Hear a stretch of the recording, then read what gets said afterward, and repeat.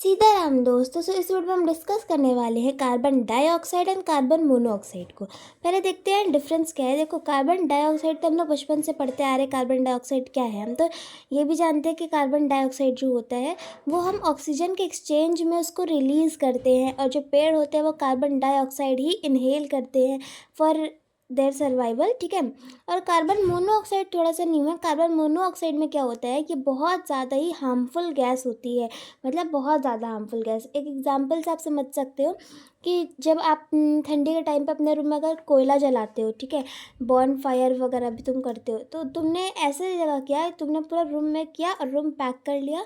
उसके बाद तुम्हारे कहीं गेट खुला ही नहीं है, कहीं विंडोज़ नहीं खुली हैं कि ऑक्सीजन फिर भी थोड़ा मोड़ा आ जाए, या तो कार्बन मोनोऑक्साइड रूम से निकले, मतलब उसका जो कार्बन डाइऑक्साइड है फिलहाल तो बन रहा, वो पूरा बंद होने की वजह से अंदर अंदर कार्बन मोनोऑक्साइड बनने लगेगा कार्बन डाइऑक्साइड से, जो कि वो बहुत ज़्यादा ही हार्मफुल गैस हो जाएगा। ठीक है। आगे क्या है क्या नहीं है वो हम डिटेल में देखते हैं। Firstly, Van Helmont describe carbon dioxide as carbonium. देखो, कार्बन डाइऑक्साइड डिस्क्राइब किया, इसका ये मतलब नहीं है कार्बन डाइऑक्साइड उनको मिल गया, नहीं। पहले जो वेल हेलमोंट थे ना, उन्होंने कार्बन डाइऑक्साइड को मतलब ढूंढा था, कार्बन डाइऑक्साइड के कैरेक्टरिस्टिक्स मैच किए थे, देखा था कि हाँ ये ऐसा है वैसा है, मगर उस टाइम उनको ये नाम नहीं दिया गया था कार्बन डाइऑक्साइड। उन्होंने इसको कार्बोनियम नाम से, मतलब इस गैस को कार्बोनियम नाम से दिया। उसके बाद इन 1775 जोसेफ ब्लैक थे, जो जोसेफ ब्लैक नाम के एक साइंटिस्ट थे, जिन्होंने इस गैस को फिर से, देखो ये वाली गैस पहले ये किसने देखी, किसने समझी, वेल हेलमोंट ने। ठीक है। अब ये सेम गैस जो इन्होंने कैरेक्टराइज करके कार्बोनियम नाम से बताई थी, अब जोसेफ ब्लैक ने क्या किया, इसी गैस को दोबारा बनाया। कैसे बनाया? मैग्नीशियम कार्बोनेट को हीट करके। ठीक है। मैग्नीशियम कार्बोनेट को हीट करके इस गैस को बनाया, कार्बोनियम गैस को, क्योंकि ये लोग तो पहले कार्बोनियम में नाम जानते थे। ठीक है। उसके बाद इसको क्या नाम दे दिया? Fixed air. इन्होंने कार्बोनियम बोला और इन्होंने क्या बोल दिया? Fixed air. ठीक है।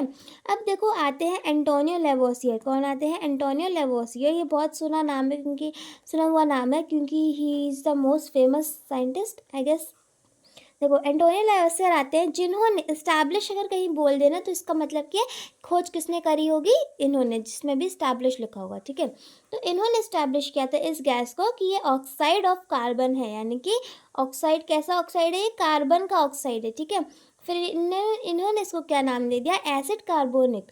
एसिड कार्बोनिक नाम दिया। यहाँ पे भी इन्होंने कार्बन डाइऑक्साइड नहीं नाम दिया था, क्योंकि इस टाइम पे किसी को इतना नहीं पता था कि क्या डाई क्या वो। ठीक है। When the scheme of proper naming chemical compound evolved, then it was named as carbon dioxide। देखो, अब मैंने क्या बताया, उस टाइम पे किसी को डाई और ड्राई का नहीं पता था। डाई समझते हो ना कि दो, ठीक है, दो ऑक्साइड होने की वजह से, CO2 समझ रहे हो ना कि दो ऑक्सीजन होते हैं O2, तो इसीलिए डाई ऑक्साइड लगता है। ठीक है।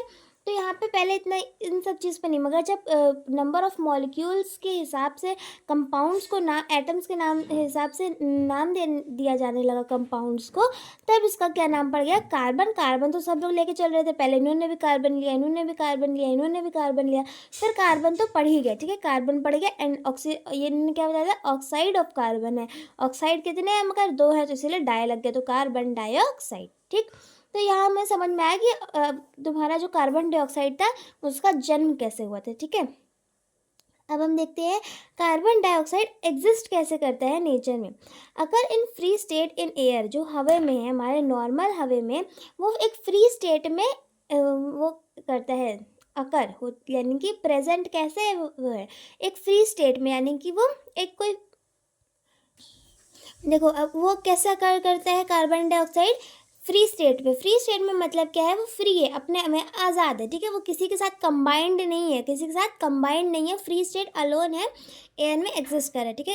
इट्स कंस्टिट्यूएंट्स 0.03% टू 0.04%। देखो, एयर में, हमारे एटमॉस्फेयर में कितना प्रेजेंट है? 0.03% टू 0.04%। ये तुमको बहुत कम लग रहा होगा, मगर फिर भी एक बहुत बड़ा कंट्रीब्यूशन है उसके हिसाब से। ठीक है। Soluble in water. देखो, जो ये होता है कार्बन डाइऑक्साइड, वो वाटर में सॉल्युबल होता है, यानी कि वाटर में घुल सकता है, carbon dioxide is able to dissolve in water, ठीक है। इसीलिए क्या है कि आधे ज़्यादा वाटर बॉडीज जैसे जो होती है ओशन, रिवर, सब में कार्बन डाइऑक्साइड पाया ही जाता है। अब हम देखते हैं methods of preparation of carbon dioxide. अब देखते हैं कि कार्बन डाइऑक्साइड को बनाया कैसे जाता है, इसको मतलब कि पाया कैसे जाता है। देखो लेबोरेटरी नहीं देख रहे कि लैब में कैसे बनता है, अभी हम देख रहे हैं कि हमारे घरों में कैसे कार्बन डाइऑक्साइड ऐसे नॉर्मली बन जाता है। व्हेन चारकोल और कोल, कोक और वुड बर्न इन एयर, देखो जब नॉर्मली तुम हवा के प्रेजेंस में, एयर के प्रेजेंस में तुम जलाते हो चारकोल, चारकोल यानी कोयला जलाते हो, कोक जलाते हो या तो लकड़ी जलाते हो, तो क्या वो छोड़ता है, कार्बन डाइऑक्साइड ही रिलीज़ करता है। मैंने पहले तुम लोग को कोल वाला एग्जांपल देके बताया था कि वो भी कार्बन डाइऑक्साइड रिलीज़ कर रहा है, बहुत ज़्यादा पैक होने की वजह से वो कन्वर्ट हो जाता है कार्बन मोनोऑक्साइड में, मगर यहाँ पे तुमको बस कार्बन डाइऑक्साइड पे ही ध्यान देना है। फिर आते हैं when metallic carbonates heated strongly, जो मेटेलिक कार्बोनेट्स हैं, मेटेलिक कार्बोनेट को जब बहुत ज़्यादा ही हीट कर दिया जाता है तो वो क्या बन जाता है, कार्बन डाइऑक्साइड, ठीक है। फिर तीसरा है when metallic hydrogen carbonates heated strongly. देखो पहले वाले में क्या था, मेटलिक कार्बोनेट्स, फिर दूसरे वाले में क्या है, हाइड्रोजन कार्बोनेट्स है, ठीक है। तो यहाँ पे डिफरेंस समझना कि जब इन दोनों को बहुत ज़्यादा हीट कर दिया जाता है तो क्या रिलीज़ करता है, ये कार्बन डाइऑक्साइड। व्हेन, अब देखो चौथा है जो थोड़ा सा डिफरेंट है, व्हेन मेटलिक कार्बोनेट्स और हाइड्रोजन, ये दोनों में से कोई एक चीज़ जब डाइल्यूट एसिड के साथ तुम कंबाइन कराओगे तब भी क्या ये कार्बन डाइऑक्साइड रिलीज़ करेगा। अब हम देखते हैं कि लैब में कैसे बनता है। Chemicals needed for CO2 lab preparation. देखो लैब में कार्बन डाइऑक्साइड को बनाने के लिए हमें कुछ केमिकल चाहिए होते हैं। कौन से केमिकल चाहिए होते हैं, marble chips and dilute hydrochloric acid, ये दो चाहिए होते हैं, मार्बल चिप्स और डाइल्यूट हाइड्रोक्लोरिक एसिड। अब हम देखते हैं फिजिकल प्रॉपर्टीज़ ऑफ ये कार्बन डाइऑक्साइड। फिजिकल प्रॉपर्टीज़ का क्या मतलब होता है, जो कि तुम अपने आंखों से देख सकते हो, जो कि बदल सकती है, ऐसे वाली चीज़, ठीक है। फिजिकल अब तो समझ में आता ही होगा, बचपन से हम फिजिकल एंड केमिकल प्रॉपर्टीज़ हर एक किसी के बारे में पढ़ते आ रहे हैं। तो पहले देखते हैं फिजिकल प्रॉपर्टी पहली क्या है। पहली है कि कलरलेस गैस। ये गैस कैसी है, कलरलेस। अब क्या, जब तुम सांस लेने के बाद सांस छोड़ते हो तुम्हारे अंदर से कार्बन डाइऑक्साइड ही निकलता है ना, मगर क्या वो कार्बन डाइऑक्साइड कोई लाल, पीला, नीला रंग का निकलता है, वो नहीं निकलता है। क्यों, क्योंकि वो कलरलेस गैस है, ठीक। Practically odourless. देखो नॉर्मली ये ओडरलेस होती है, यानी कि इसमें से कोई स्मेल नहीं आती है, मगर जब ये बहुत गंदी होती है तो फिर क्या है, इसमें थोड़ी सी ऐसी स्मेल आती है जिससे इंसान बेहोश हो सकता है, ठीक है।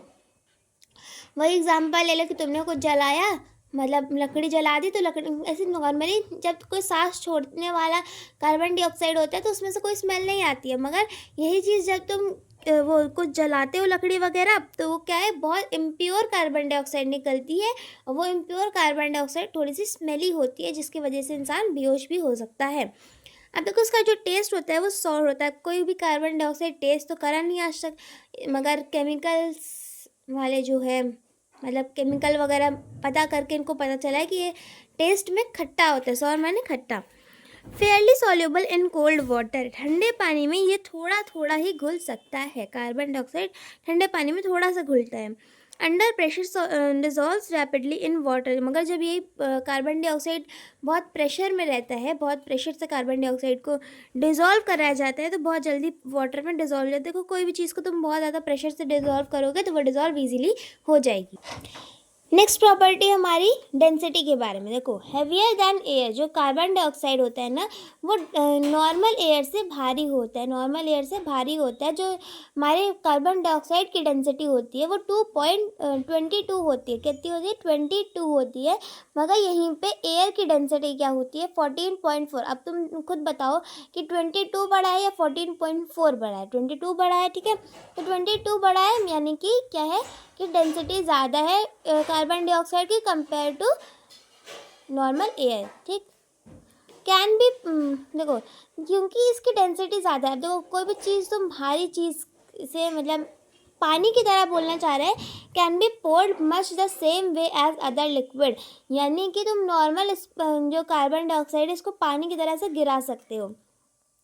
ये चीज़ तुम एक एक्सपेरिमेंट से देख सकते हो, यानी कि मान लो एक ट्यूब में तुमने वो ले लिया, कार्बन डाइऑक्साइड ले लिया, ठीक है। अब तुम ऑफकोर्स तुम कहीं से जमा करके तो ला नहीं सकते, तुमने कहीं से ले लिया कार्बन डाइऑक्साइड केमिकल के थ्रू, उसके बाद फिर तुमने क्या किया, जलती हुई कैंडल, देखो तुम्हें ये पता होगा कि जलती हुई कैंडल कभी भी कार्बन डाइऑक्साइड के प्रेजेंस में नहीं जलती है, वो हमेशा ऑक्सीजन के प्रेजेंस में जलती है। तभी हम जब उसको ढक देते हैं तो वो क्या होती है, कैंडल जलना बंद हो जाती है ना। तो जब भी तुम अगर किसी ट्यूब में लेने के बाद कार्बन डाइऑक्साइड को उस कैंडल के जलती हुई कैंडल के ऊपर से डालोगे, जैसे मान लो पानी डाल रहे हो, क्या बोला, पानी की तरह बह सकता है ना, तो पानी की तरह डाला तो पानी की तरह बहा, अब पानी बहता तो फिर कैंडल बंद ही होती ना। तो उसी तरीके से यहाँ भी क्या है, कैंडल बुझ जाएगी, ठीक है।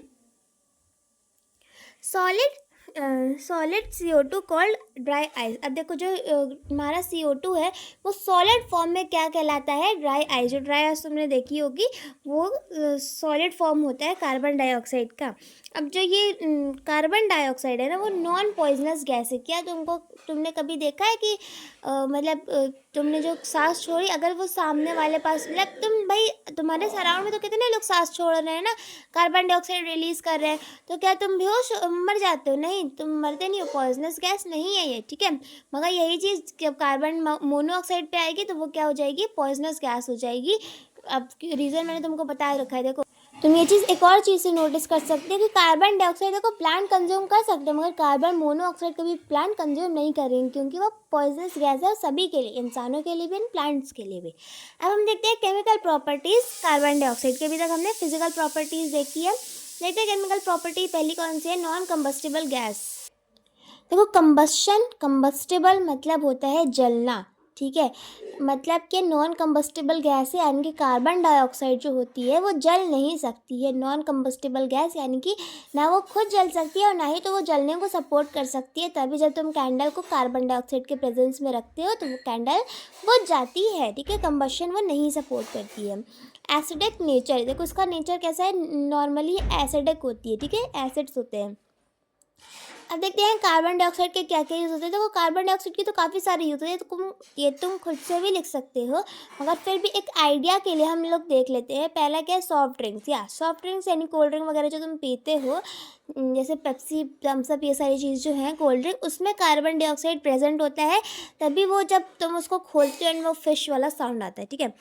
फिर प्रिजर्वेशन ऑफ फूड स्टफ्स, जब खाना जो है उसको तुम्हें प्रिजर्व करके रखना है। प्रिजर्व करके रखना इन द सेंस कि उसको मतलब ढक के रखना है, संभाल के रखना है कि वो खाना ख़राब ना हो जाए, ठीक है।